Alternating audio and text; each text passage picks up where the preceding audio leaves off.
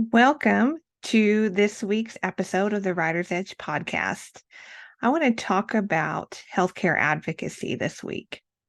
This is something that comes up with my clients a lot, and we talk about it during treatments. I even provide consultations about what's going on in their healthcare. And it's something that I'm very passionate about. It's very important. And I think this conversation will help you navigate your healthcare systems and what's going on in your life. So, when I say healthcare advocacy, what I'm really talking about is really just navigating the healthcare system and advocating for yourself or a loved one and getting the care that you need. And that can be a challenge. There are a lot of factors that go into healthcare. I wish I wish it was as cut as dry as follow the science and people help people and everybody gets better. And that is not the world that we live in. We live in a very complex world with a lot of factors that come into that. So, again, we're talking about being an advocate for yourself or a loved one when you are having, let's say, we'll talk more in this example, but it can be applicable for any of them.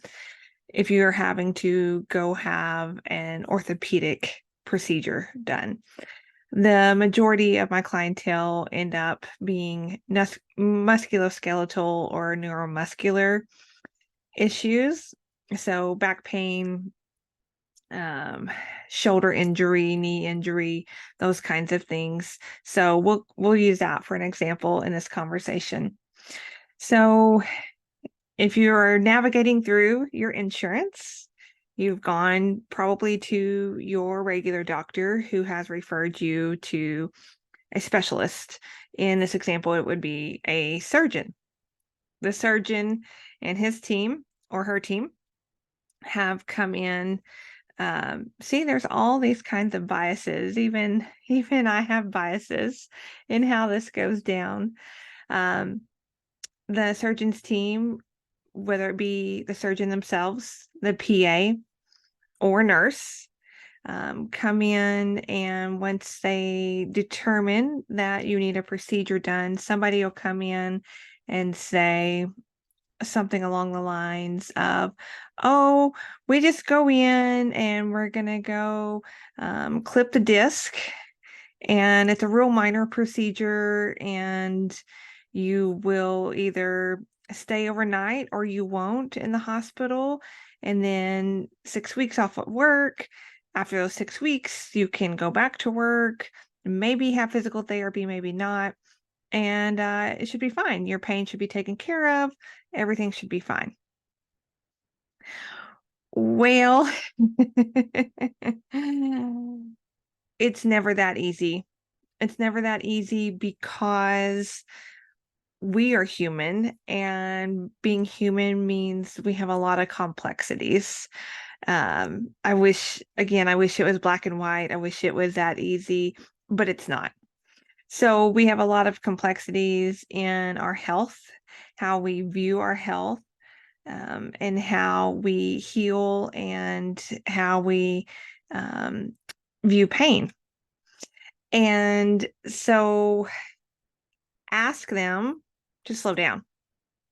Ask them to, when they are talking to you, ask them to slow down and explain further and give you more detail.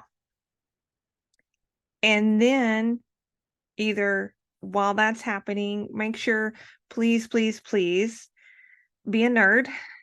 Take something to write on. Take something to write on and take some notes. So you can review them afterwards. And that same notepad, write questions, because often you will have a follow-up visit prior to, or at least a follow-up conversation prior to actually having the procedure. So write down these questions that you have, because you will think of a ton of questions after that visit. 100% you will. Write them down. Keep that with you so that whether you're having a teleconsult, a phone consult, or you're actually back in the office, you can say, hey, doc, I have some other questions that I wanted to ask you about what's going to happen next. You can also, within this time, enlist a third party.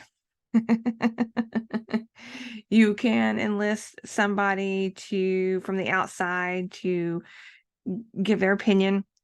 I do this all the time. I provide consults of just explaining what some of those big words mean, explaining what I have seen with patients that go down this procedure, and some tips and tricks that would be helpful to understand what's going on with your body and the anatomy. And while I don't have a crystal ball, I wish I did. Being able to give you some insight to what you can expect across the spectrum of it going very well, of it going mediocre, of it having a hard time. So whether that be a physical therapists are great people to ask about this, because they have a unique position in helping you recover. Additionally, knowing the ins and outs of the healthcare system and being in the trenches with patients as they're going through their day-to-day recovery. Because being with a physical therapist when you're doing a post-op recovery or even a chronic pain recovery, you spend a lot of time with that practitioner, with that therapist.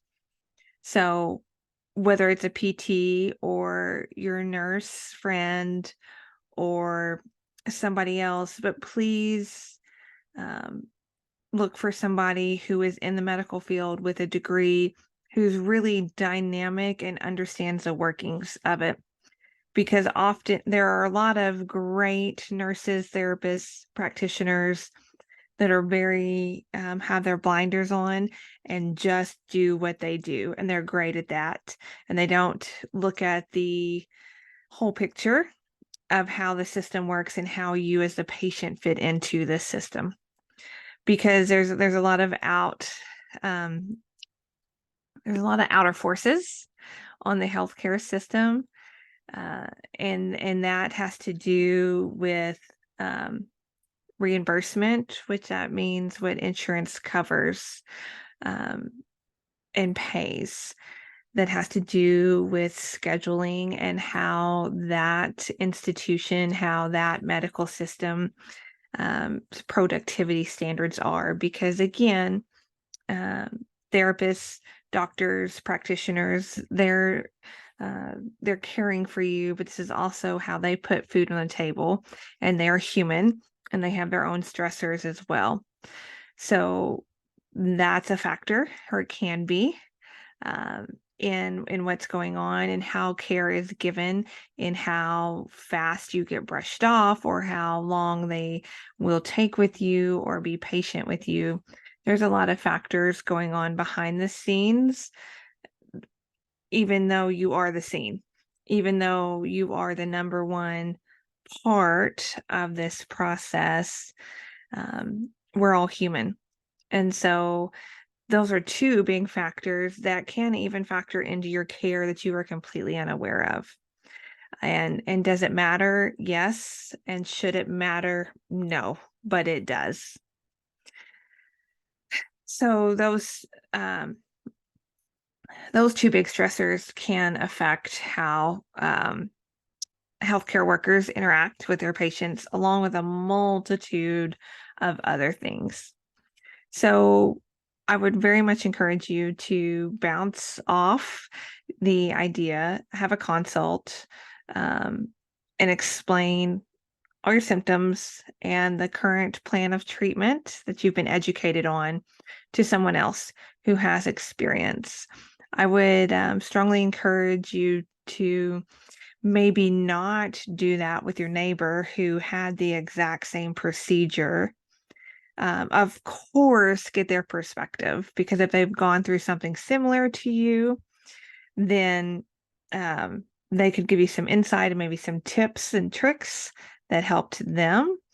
But don't solely rely on that, because they have a very narrow focus of a very narrow part of their experience, because the other factors in that situation of just getting Joe Blow neighbors advice is you don't know their past medical history, you don't know how they heal, other factors. There are psychological and physiological factors that happen into pain and healing as well. And while you guys may be great buddies and you have Sunday lunch together or whatever, when it comes to healthcare and healing, that may not be the best route for you. So make sure you ask questions, you write answers down, and you write down additional questions to ask. Consult with someone and give them the whole picture and allow them to fill in some of the gaps, and maybe give some advice. Additionally, along those lines of just getting kind of that consult, if you are uncomfortable, if you are uneasy, you can always ask for a second opinion. You can always ask for a second opinion. You can go get a second opinion, third opinion, fourth opinion, because at the end of the day, you are actually in charge of your healthcare. You are making the decisions. You're driving the boat. We're all driving our own boats, our own bodies, with the choices we make every day. I slammed some potato chips this afternoon and kind of feel like I have gas colic, to be quite honest. And those small choices, those small factors, they drive our health. They really do.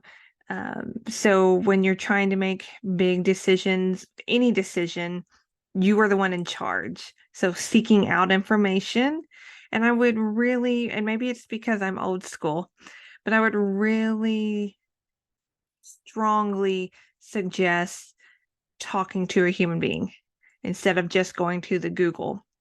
Google is great. Google is great, right? Google runs our world at this point. But really go get basic information, but maybe don't deep dive into some of it, because not being able to discern some medical information can lead you to thinking the worst. I always kind of, in the back of my mind, when a patient comes in with panic from what they learned from Google, when it's kind of sheer panic, I kind of giggle to myself because I think of that Jeff Foxworthy bit where his wife was watching a pharmaceutical ad on TV, and it's going through all the side effects, right? It's going through all the side effects, and he lists out all these, and the last one he lists off is testicular cancer, and she goes, "Oh my gosh, maybe I have that." And he stopped and he goes, "You do not have testicular cancer. You don't have testiculars." So I giggle when that comes up, and I self giggle too, because I do the same thing. I sometimes don't take on my own advice. Shocker, I know. Shocker. But I can go down, and it's easy to do because the negative outcome always seems to come easier or glide in there easier, unfortunately, than the positive. So consult Google. You can consult Dr. Google. However, if you are having trouble discerning and you're going into panic one way or the other, oh, this is easy peasy, or oh my gosh, this is the worst thing ever, please consult with somebody and ask somebody some questions. Another tip that needs to go along within this conversation is be patient with your healthcare workers. Be kind, but be persistent. It is easier to, just in kind of the art of communication, it's easier to kill someone with kindness, but be persistent. If you need other questions answered, and you really need to talk to the PA or the doctor, and you're with the nurse and you kind of get blown off, just say, I really appreciate everything you've done. However, I really need to get these answers. I would really like to have a deeper conversation about these questions. Can I talk to the PA or the doctor? How I will be happy to wait. How would that process look? Just continue to be persistent, and kind and curious. Curiosity seems to be an easy way to get further down the road. Be curious about your health, be curious about the next steps, and engage the other human across from you and enlist them as part of the team to help you get the answers to make the best decision that you can. I have seen firsthand, I have been in the middle of it, I have observed it from the side of raised attitudes, raised voices, and it just, honestly, while it might get the result at the end of the day, it usually escalates things and could really potentially offset a good outcome. It really could, because then you often have people walking on eggshells or disgruntled and still having to go through the process with you. So just be persistent and patient. And even if you have to sound like a broken record, and keep asking, be the broken record until you get the answers that you need. I see every day older patients. In fact, I had my mother at the doctor the other day, and she was apologizing for bothering them. And I said, well, we're not going to apologize for advocating for our health. And it was just a cold. So we weren't even really advocating. We're just trying to, we're just trying to get the cold taken care of. But I said, we're not going to apologize. We're not bothering people. They're here to do a job, and you are here with a problem. So we're going to meet together and get it solved. So don't apologize and be a bother. I am the queen. I am the queen of, oh, don't let me bother you. I would say that that's the southernness in me, and some of it is, but I think there's other factors to that as well. So don't ever think you're being a bother. Don't think you're being a bother if you're having to be persistent and sound like a broken record. You need these answers. You have to, at the end of the day, as long as you are able to make decisions about your health, you're in charge of it. And everyone else is here to give you the information to make the best decision that you can, and then help carry out whatever that decision determines. This is not a sexy conversation, but I hope that having this conversation with you today, especially if you are not in the amped up stage of having to deal with either a health emergency, a health crisis, or just an elective procedure. We often call orthopedic procedures elective procedures, including total joint replacements, back surgeries, things like that. And that is a misnomer in the public. They think, oh, elective, no, this, I have to have this, I'm in pain. But elective really just means that you're choosing to go have that, where the general public will often say, well, an elective procedure is like plastic surgery or something.